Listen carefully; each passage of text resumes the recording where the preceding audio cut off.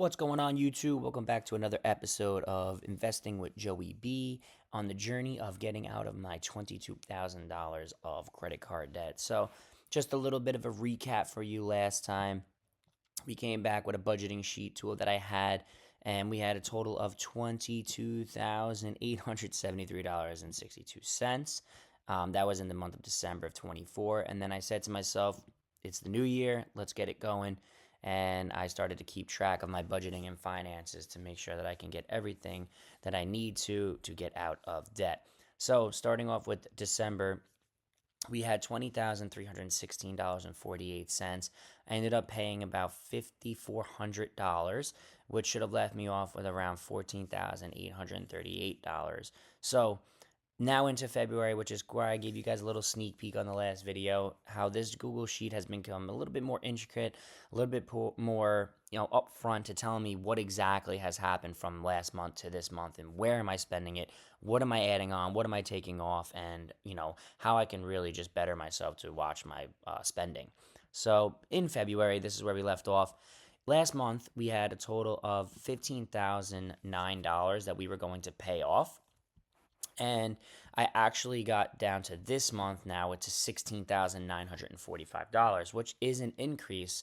So I'm saying to myself, where did this come from? How did it happen? Again, because sometimes in life with the credit cards, you just don't realize, oh, just put it on my credit card, just put it on my credit card. And then it's the next month, and then you get caught in a hole and you get caught in a loop. So I started to really dive into like what actually happened and where I put it. So as you guys can see, this was no change at all. 3,499 to 3,499, 4,200 to 4,200, but this is where it happened. $2,300 on my Chase Sapphire was supposed to be paid off, and then I added on to 4,200, around $1,900.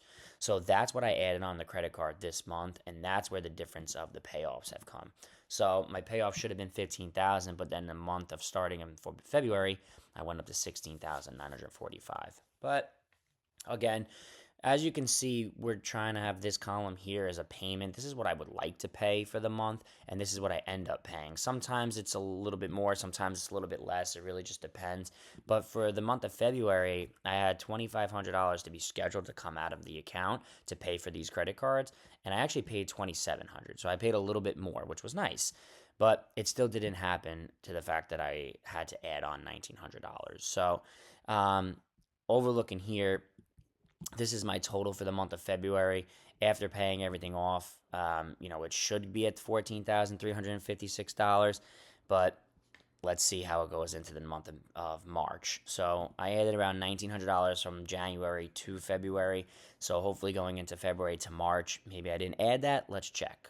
Now into my March.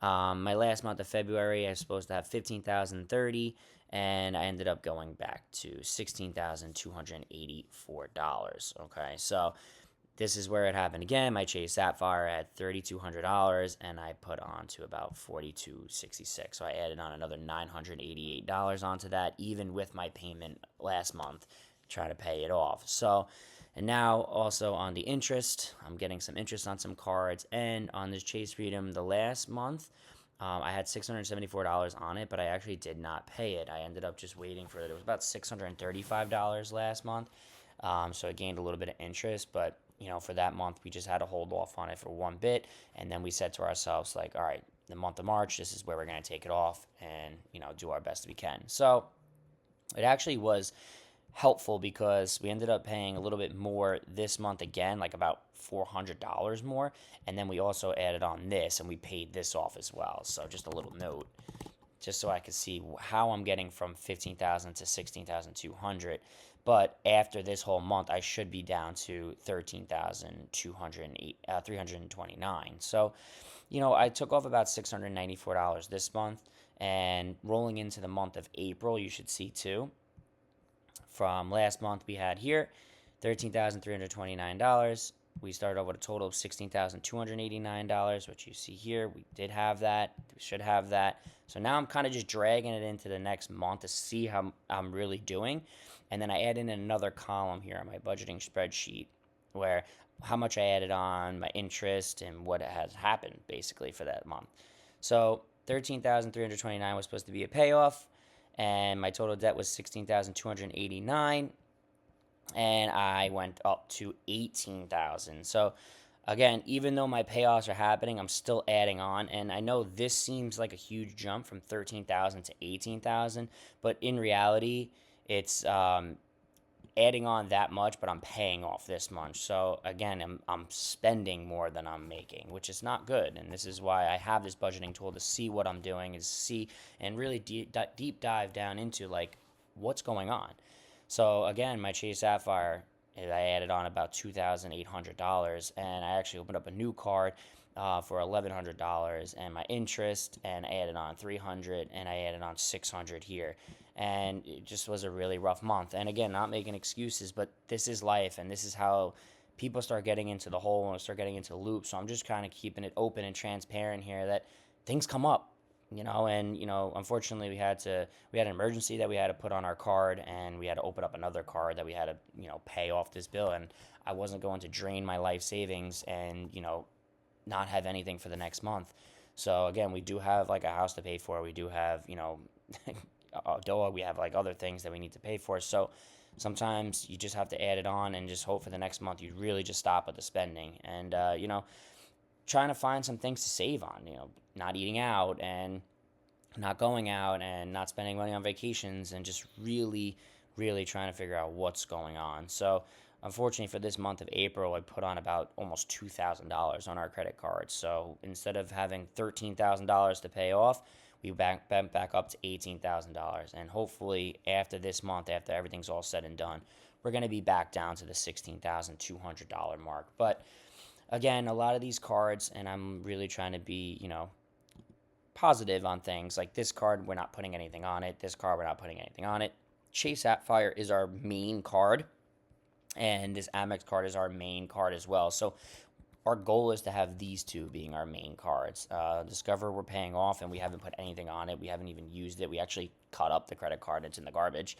Our Target card is like for last minute things here and there that we need, but we don't really spend over like $300 on that. This card, we don't put anything on it as well. That's going to be done. So, and this one is just like a reoccurring investment of like $180. It's just like our insurances and stuff on it, and this shouldn't be this high. Again, we had to add on some things to it just to kind of pass by for the month to help us out so we don't drain savings, but this will go back down in time being. So hopefully for a little sneak peek of May, we'll be at this $16,258 mark. And in the next video, I'll show you everything on deep dive down on how it all happened. And I'm hoping to get this down to at least, I've been spending around the $3,000 mark for our credit card. So hopefully back down to the 3,000 where we should be. So 1 month, maybe, we added on a little bit, but hopefully the next month we can catch back up. So just being transparent here. If you guys relate to this, I'm sure there's a lot of people out there with you, but I'm just saying this is definitely like a good plan to start with. Just adding in these different like tables and these different budgeting sheets, because I found it to be very helpful for me. So if you guys like this video, please thumbs up, like, subscribe, share it with some friends, and I'll see you in the next video. All right.